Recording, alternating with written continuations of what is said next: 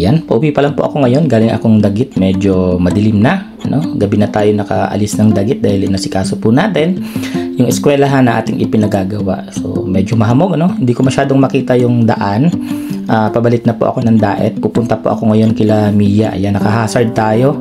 Kasi syempre, kung meron tayong makakasalubong at kung meron nasa likuran natin, makikita tayo. Medyo visible tayo sa mga makakasalubong at kasunuran natin. Kung napapansin nyo, ano, medyo mahamog na po yung ating dinaraanan na halos hindi ko na rin huyan makita. Buti nga sa camera, medyo maliwanag siya sa camera, pero yung sa personal po, habang ako'y nagmamaneho, ayan, ganyan po ang aking nararanasan tuwing ako'y ginagabi mula sa Barangay Dagit sa bayan po o sa barangay po ng mga Manide, sa lugar ng ating mga tinutulungan mga kababayang mga Manide.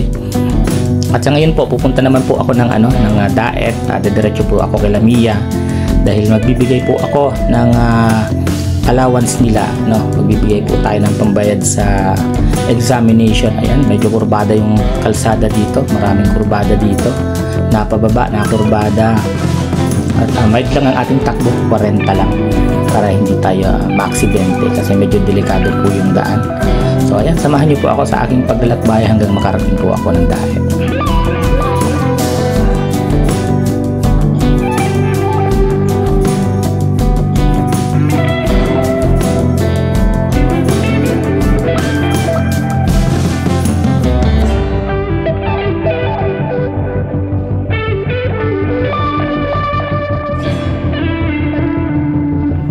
At eto na nga po, nandito na po tayo sa harap ng eskwelahan nila Mia. Dito po nag-aaral si Mia, si Rachel at si Trixie. Ayan, napakagandang eskwelahan.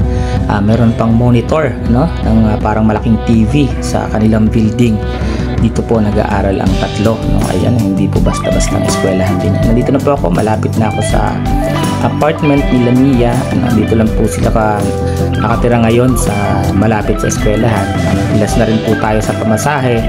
At walking distance lang po ito dito sa kanilang eskwelahan. Ayan. Samahan niyo po ako, madali lang po ito makuha. Ayan, liliko na ho tayo dito, kanan. Ayan, konting takbo lang ng motor. Ang gilid po niyan may gagas, gasolinahan para kung sakaling dadalawin niyo sila Mia, ay makukuha niyo po agad. Ayan.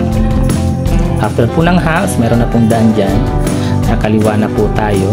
Ayan, napakalapit lang, as in talagang hindi na si Mia na mamasahe. No, yan po bawas na rin sa mga gastusin natin yung hindi na pamamasahe ni Mia.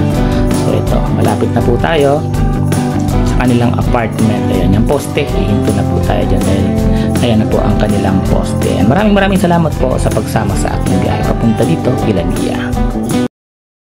So ayan po, andito po tayo ngayon sa bahay nila Mia, sa boarding house pala, hindi bahay. So ayan, nagluluto si Mia ng kanilang hapunan, ulam. Anong niluluto mo, Mia? Now, paksiw. Opo, paksiw po. Si Mia, galing na magluto. May isda, okra, ano pang ibang gulay niyan? Nilagyan ko lang po kamatis. Kamatis at sili. Opo. Ayan. So, wala po si ate nila. Andito lang ay si Mia at si Jane. Ayan po si Jane. So, mangungumusta lang ako, Mia, ba't pumunta ako dito? Oh. Siyempre, bukod sa pangungumusta, may dala-dala ako na hindi ko sasabihin. Mamaya na. Kumusta naman, Mia, ang pag-aaral? Okay naman po. Actually, kaka-exam ko lang din po kanina sa subject namin. Ay siya. Opo. Anong naramdaman mo nung sinabi ko sa'yo na magtutuloy-tuloy ka sa pag-aaral? Okay. Siyempre po, sobrang thankful po ako kasi hindi ko po in-expect na tuloy-tuloy ako sa pag-aaral ko kasi nga dahil po sa mga nangyari nung mga nakaraang buwan na talagang kahit sino po mapunta sa sitwasyon na yun ay hindi maisip kung makapag-aral ba. Lalo na po sa panahon ngayon, sobrang hirap. Oo. Tapos, nabalitaan ko na stress ka pa daw nung hindi ka nakapasa sa CNSC. Opo. Sobra nga po kasi. Ba't na-stress ka naman? Kasi inaasahan ko po nun kasi yun lang po yung school dito na pwede kong mapasukan kasi bukod dun po siyempre po may problema kami sa pang tuition ko kaya talagang pinipili ko makapasok ako dun sa school na yun Kaso nga po, hindi tayo pinalad. Ayan. Pero thankful pa din, ano, at kahit papaano, nandiyan ka sa Mabini Colleges. Kahit medyo mahal-mahal ang tuition. Opo, nakakapili nga po. Diba? Kaya nga po, buti nga po kanina, napakiusapan ko yung, yung professor ko na, sabi ko, hindi pa po kasi ako na, wala pa po kasi akong, pambayad. Sabi ko, kung pwede po mag-take ng exam muna. Sabi ko, ba't yun nga po, wala pa akong pambayad. Sabi daw, pwede naman daw, basta daw ko lang daw papaabuti ng ilang araw. Kasi, hindi daw po nila yung malalagyan ng grades. Oo, tama. So, nakikita kayo ni Rachel sa school? Isang beses po, kasi parang nagkakasaliwan din po kami ng schedule eh. Nung NST ko niya linggo, may pasok din po akong linggo, kaya nagkasalubong kami ng mga nakaraan. Pero ngayon hindi pa po. Si Trixie? Ay, kasama niya rin po nung nakaraan. Ayan. Schoolmate po kasi sila ni Trixie at ni Rachel. Isang school lang sila. Ano palang kinuha mong kurso? Ay, nag-edoc po ako. DSN. Okay. So, tingnan mo na muna, baka maluto yan. Baka pala maano. Ayan, no? Tignan muna natin. Nagsasaing din sila, nagluluto. Natin. Tikman lang pala niya. Hindi namin. Anong lasa? Okay na. Sa okay akin. na. Anong sabi nila mama mo at tuloy-tuloy yung pag-aaral mo tsaka ni papa mo? Sobrang thank you daw po kasi si mama, alam niya na po yung sobrang soft-hearted na person. Oo. Yan, umiyak siya. Umiyak ka naman.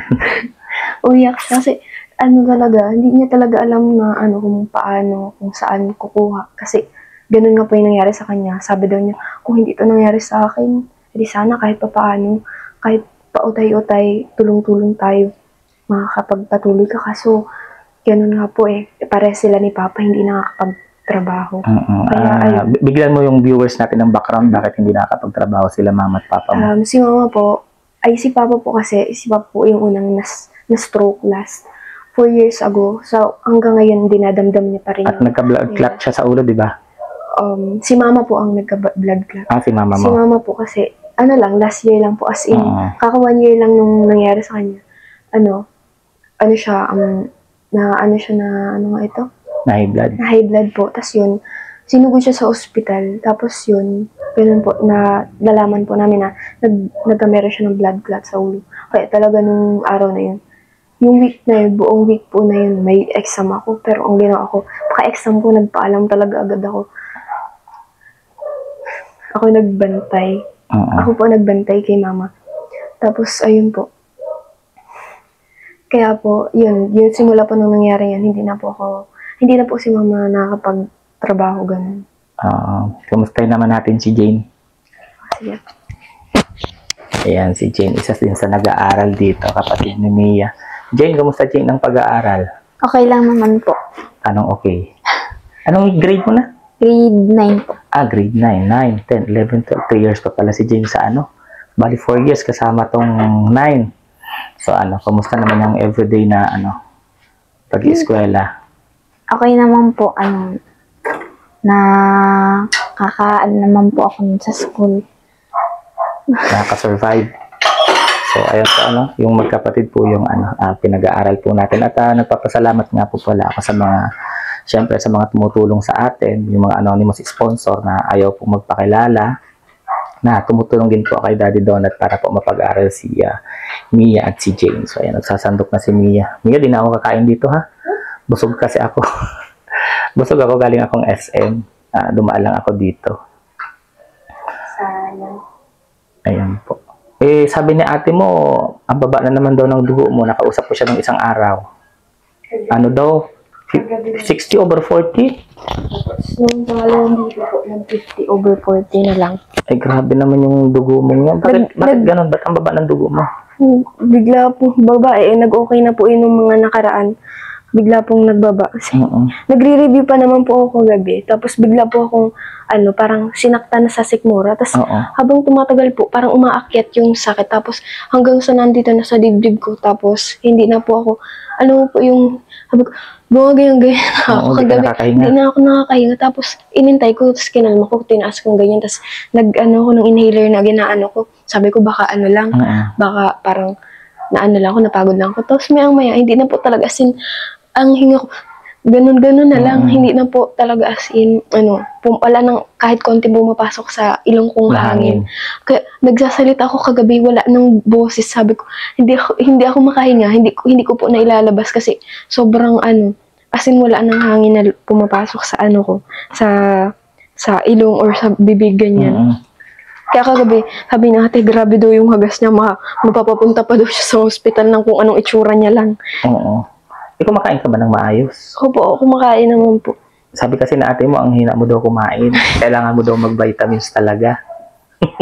Di ka raw kumakain ng maayos. Nai-stress ka sa sa school din naman. Sakto lang naman po. Tsaka normal naman po yun sa Marami lang po talagang ginagawa. Normal na rin po yun. So, ayan, kakain na po sila. Hindi na din po ako dito magtatagal kina Mia. At ako po yung may aabot lang para sa examination niya and then sa uniform. And si Jane, magsasandok na ng kanin. Mia, magkano nga yung Nakalimutan ko yung amount. I-plus mo nga yung dalawa. Wait lang po. Nakalimutan ko po kasi yung amount. Kakain na sila. Nakasandok na si Mia ng sarap ng rambutan tsaka apple dessert pag after kumain. Ayan. Ayan, dahan-dahan lang po yung boses natin kasi syempre may mga borders din po ditong iba. Hindi po kami pwedeng magsisigaw. Ayan, si Jane habang tumatagal, gumaganda Diba? Mas mataba ka pa kay ate mo. Parang mas matangkad ka na rin kay ate mo, Jane. No? Sarap ng ulam nila, Luto ni Mia. Isda na may okra. Ayan, paksiw. Sarap. Kasi alam, busog na ako. Hindi ko na sila masasaluhan. Yung sa exam po, 2,663 po. Tapos, yung sa damit. Ay, sa uniform po. Di pa po ako nakapag, pero ang sabi po sa akin ng classmate ko, sa pagpagawa daw po. 2 uniform na daw po yun. Ewan ko lang yung isa. Na 1,600 po. 1,600? Opo. Alin yung sabing 850? Yung sa po yun, yung sa... yung akala ko po kasi, marami po kasi kaming uniform na. Yung sa yung sa LTS po yun. Tapos sa nga ito? Sa Centennial po. 850 tapos 2663. 35, 13. Yun na muna unahin ko. Sige ako. Yung uniform tsaka yung... Nagulan. Yung kasi yung chat sa akin ni ate mo, kaya lang, hindi ko na mahanap yung conversation namin. Opo. Sige po. 35. Ay, po yun yung sa 850 nga po, dahil po dun sa, yun, Centennial po, tapos yung LTS. Yun po yung susuotin namin kapag magtuturo po kasi kami sa labas ngayong second sem po. So, ito. 3,500, may bibigyan pa natin 3,500 si Mia. Thank you Kulang po. pa yan, 13 pesos, pero wala akong barya. Ito, 100. So, ayan, may pambayad na si Mia. Sa, pag-exam mo, tapos yung uniform. Siyempre, Mia, anong masasabi mo sa mga tumutulong din sa akin para mapag-aral kayo, yung mga anonymous sponsor? Meron tayo niyan Opo. Ayan, maraming salamat po sa inyo kasi, nyo po ba nagulat ako. Noong nakaraan pa po talaga ako nag-iisip. Sabi ko, baka ito, di pa po nasabi niyo sa amin, marami kayong pinag-aaral. Sabi ko, masyadong malaki yung hinihingi ko. Sabi ko, kaya nahihiyan ako magsabi sa inyo. Sabi ko, ate, paano ko yung sasabihin kay Kaya sabi ko, thank you so much po sa inyong lahat sa mga, sa mga nabibigay na hindi nagpapakilala. Thank you so much po. Ayan. Di ba sabi ko naman, any amount, huwag kang mahihiya magsabi ka. Kasi pag hindi ka nagsabi na medyo malapit-lapit na, baka magahol tayo. Mas maganda yung nagsasabi ka malayo pa. Iwasan mo yung mahiya kasi andito lang kami para tumulong sa'yo. May mga katulong naman ako, may mga tumutulong naman na dumadagdag para sa pag-aaral mo, para sa pag-aaral ninyo ni Jane. So, ayan, iwasan ang mahiya, Opo. Ayan po. O sige, kain na kayo. At, Hindi ka na po talaga sasabay. Hindi, busog pa ako. At ako'y aalis na rin. Yan. Ako'y uuwi Thank you na. po ulit. Thank you so Ayan. much po. Sige, sige. Bye-bye. Kain na kayo.